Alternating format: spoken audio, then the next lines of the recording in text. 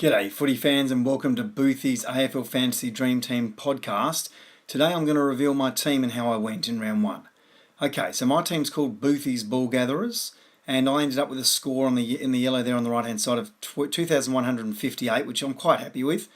I've ended up in the top 6,000, 5,981st, and the leader at the moment is in the clubhouse at 2,373, which puts me 215 points behind. But after one round, that's not too bad. So here's the team I picked in the end. I actually went very strong in defence.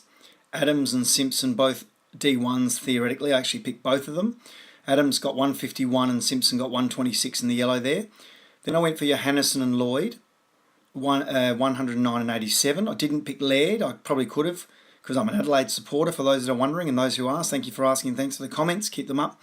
I am an Adelaide Crow supporter and we had a great win against GWS, fantastic, top of the ladder, yes please.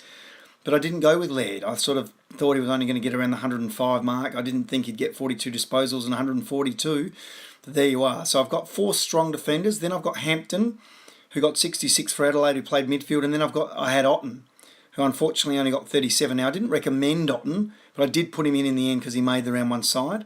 And I know he's an experienced player, but he played a very nullifying role against GWS.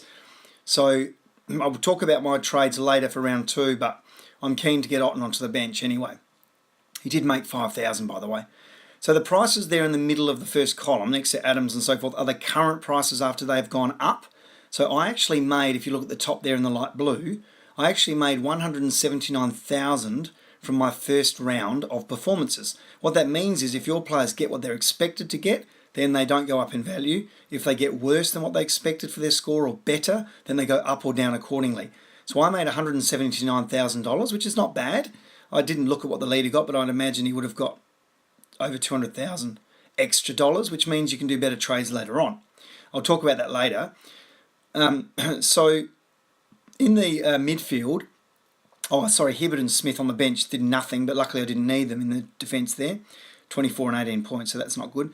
In the midfield, I actually went quite strong as well for the first 4 or 5. I've got Dangerfield captain who got 118, which became 236. I've got Treloar who got 125, solid, very solid. I've got Fife there who got 110. And at M4, I picked Gaff who had a 144, so that was fantastic for me.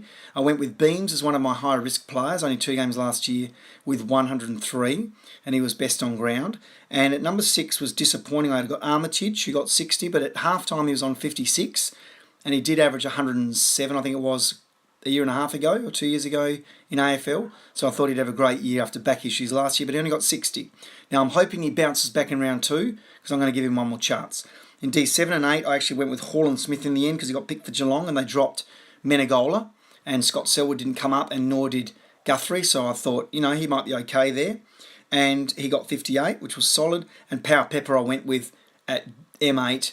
It got 71, I was very proud of that, and I left Barrett on my bench as a good emergency with 56, and of course Pickett as a dual position player only got 30, but he actually made...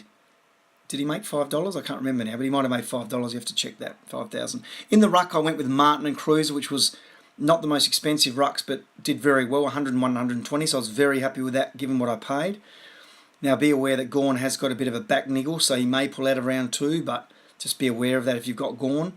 Be careful, watch training and listen before Friday night's full lockout and Thursday night partial lockout. Bruce made some money for me, $12,000 there with 50, and Hunter I put in there because I had no money left to even buy Cameron, and he obviously didn't play for the Crows. Dual position player, ruck forward. Forward line I'm a bit weak. Dowhouse 99, not as much as McRae but cheaper. Steele from St Kilda did well with 94. Bradley Hill was disappointing for Freo, who I picked in the end, one of my mid-price players, got 60. He's in orange because I'm looking at trading him at this stage. Roughhead got 79, first game back for a while, so that was solid. Matthew Kennedy from GWS got 50, which I think he'll get better. He played midfield time. He will get better. Adelaide slaughtered them and it was hot and it was his first game for a while, so he'll get better. I'll stick with him. And Butler I had emergency but ended up putting him in the end after Thursday because I had Miles from Hawthorn who didn't play on the field. So Butler actually got his 72 there. So I ended up with a score, as you can see in the yellow, 21.58, which is very solid and very competitive. Now in round 2 at this stage I've made my trades, but you can reverse them before Thursday's partial lockout at 6.50 7:20 Eastern, 6:50 South Australian time, which is where I am. So 6:50 or 7:20 Eastern on Thursday is the partial lockout. You want to get your Richmond and your Collingwood players sorted by then, and make one of them a vice captain, guys, because you can change your situation possibly the next day if they do really well as vice, if you've got a Richmond or Collingwood player that's really good.